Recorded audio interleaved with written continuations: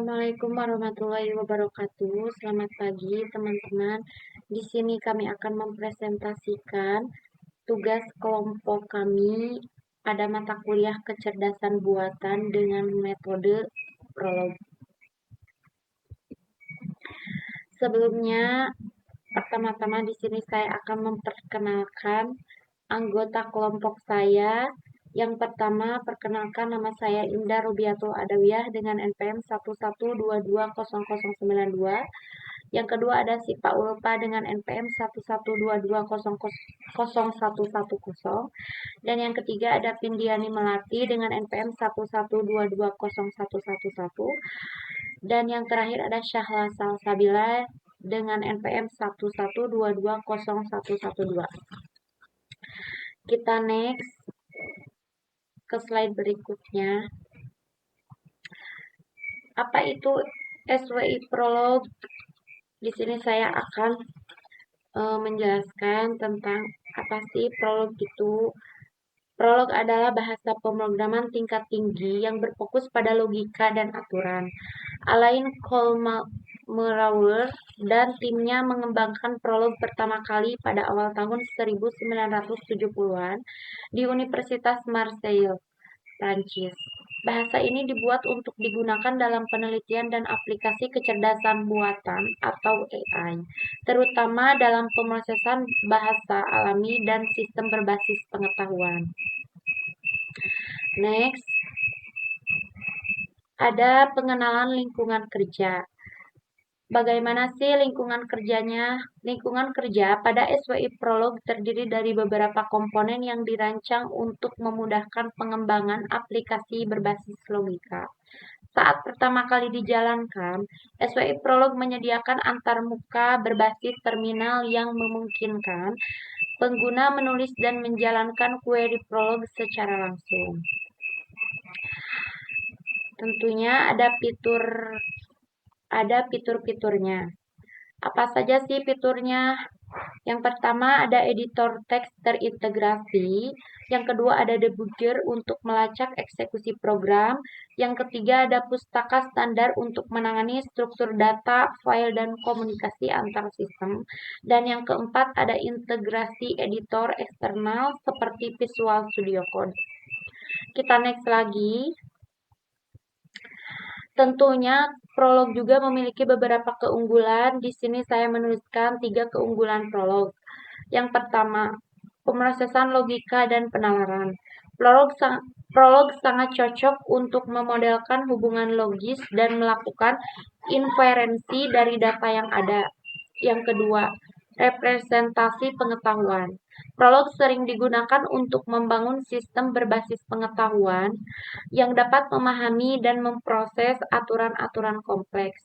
Yang ketiga, pemrograman simbolik. Prolog sangat cocok untuk memodelkan hubungan logis dan melakukan inferensi dari data yang ada. Next, ada beberapa contoh aplikasi prolog. Yang pertama ada sistem pakar atau expert system. Yang kedua ada robotika dan perencanaan otomatis. Yang ketiga ada pemecahan teka-teki atau permainan logika. Yang keempat ada analisis semantik dan logika formal. Dan yang kelima ada pemrosesan bahasa alami atau natural language processing. Selanjutnya untuk next slide berikutnya akan disampaikan oleh teman saya yang bernama Sipa Ulpa dengan NPM 1101110. Baik, selanjutnya saya Siva Ulfa NPM 112201110. Selanjutnya cara unduh dan instalasi SWI Prolog. Yang pertama, buka Google Chrome, cari SWI Prolog. Nah, di sini kalian tinggal cari SWI Prolog. Setelah ini kalian klik SWI Prolog. Nah, setelah itu download dan pilih yang SWI Prolog. Setelah itu kalian klik Stable Release dan pilih yang atas yang 13843438 bytes.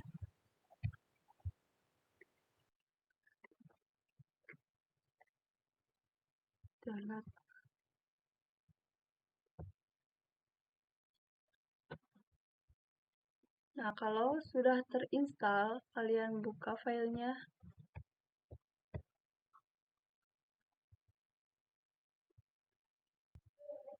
Di next, install. Nah, kalau tampilannya sudah begini, berarti aplikasi SWI Prolog sudah terinstall dan bisa digunakan. Tinggal teman-teman search atau sudah ada di tampilan PC teman-teman. Nama saya Sahla Salsabila. Di sini saya akan menjelaskan tentang studi kasus. Studi kasus yang kelompok kami ambil yaitu tentang kendaraan berdasarkan merek. Nah, jadi di sini itu kita ingin membuat program prolog untuk menentukan jenis kendaraan berdasarkan merek. Jenis kendaraan bisa berupa mobil, motor, atau truk. Merek-merek kendaraan yang relevan akan dimasukkan ke dalam database fakta. Selanjutnya, teknik presentasi, pengetahuan, dan penalaran. Logika. Logika dalam kasus ini didasarkan pada hubungan antara merek kendaraan dan jenis kendaraan. Prolog menggunakan logika predikat untuk mendefinisikan fakta dan aturan. Lalu selanjutnya rules atau aturan. Aturan digunakan untuk mempresentasikan hubungan lebih kompleks. Misalnya, untuk menentukan apakah sebuah merek termasuk dalam jenis tertentu. Selanjutnya, representation. Fakta dan aturan digunakan untuk mempresentasikan hubungan antara kendaraan, merek, dan jenisnya. Berikut adalah bagaimana pengetahuan direpresentasikan dalam bentuk fakta dan aturan. Lalu selanjutnya penyelesaian kasus. Yang pertama, pengumpulan data. Nah, di sini kita akan mengumpulkan data kendaraan yang mencakup informasi penting seperti merek, model, jenis kendaraan, misalnya mobil, motor, truk, dan lain sebagainya. Lalu, tahun produksi dan spesifikasi teknis. Data ini akan menjadi basis pengetahuan dalam sistem. Yang kedua, mendefinisikan representasikan jenis, seperti jenis kendaraan berdasarkan merek. Misalnya, jika merek Honda memiliki tipe motor, mobil, dan truk, maka kita dapat mengelompokkan data tersebut sesuai jenisnya. Lalu yang ketiga, aturan yang digunakan untuk menentukan jenis kendaraan berdasarkan merek dan data spesifik. Aturan ini menggunakan pola atau klasifikasi inferensi untuk menyimpulkan jenis kendaraan yang tepat. Selanjutnya yang keempat, profesi inferensi. Dalam hal ini menggunakan query untuk mencari jenis kendaraan berdasarkan merek dan data spesifik yang telah dikumpulkan. Sistem inferensi akan mengolah data untuk menentukan jenis kendaraan yang sesuai berdasarkan aturan klasifikasi. Yang kelima, menampilkan hasil. Nah, hasil dari query akan menampilkan jenis kendaraan sesuai dengan merek yang dicari. Lalu sistem akan menampilkan detail seperti model, tahun produksi, spesifikasi, dan kategori kendaraan. Seperti misalnya kategorinya mobil, motor, atau pesawat, atau dan lain sebagainya. Yang terakhir, yang keenam, peningkatan sistem. Untuk meningkatkan akurasi sistem, kita perlu menambahkan lebih banyak data seperti daftar merek baru, spesifikasi tambahan, atau pola penggunaan kendaraan. Dalam hal ini, memastikan klasifikasi kendaraan semakin relevan dan akurat. Mungkin sekian penjelasan dari saya. Saya Vindiyani Melati. Di sini saya akan melanjutkan presentasi mengenai cara menjalankan program di SWI Prolog. Untuk pertama, kita buka dulu aplikasi SWI Prolog-nya.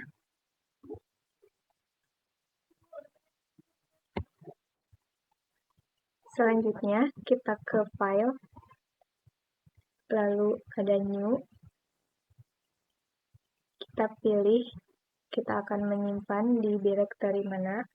Saya pilih di dokumen, lalu kita pilih new folder, lalu dengan nama prolog.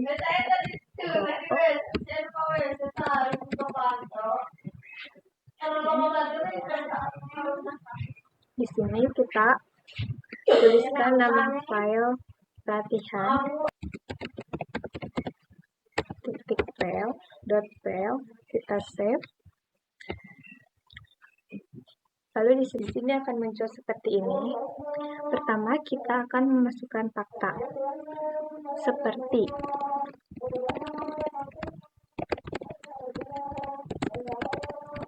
fakta ini bisa dibaca sebagai Toyota merupakan kendaraan berjenis mobil. Lalu kita memasukkan banyak fakta di sini.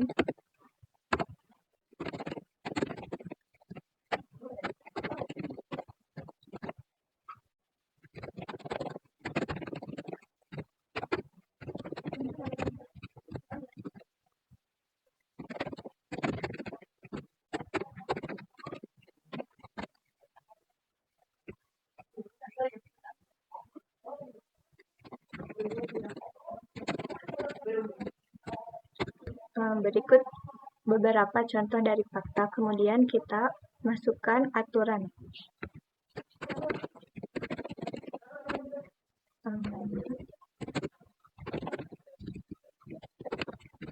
Tidak lupa untuk di aturan kita menggunakan huruf kapital di awal seperti merek dan jenis. Tidak lupa di akhirannya terdapat titik 2 strip yang mengartikan itu panah terbalik. Di sini masukkan kendaraan merek jenis. Untuk yang merek dan jenis ini merupakan dari pernyataan dari yang atas, Toyota, seperti Toyota merupakan merek dan mobil merupakan jenis. Oke, kita save.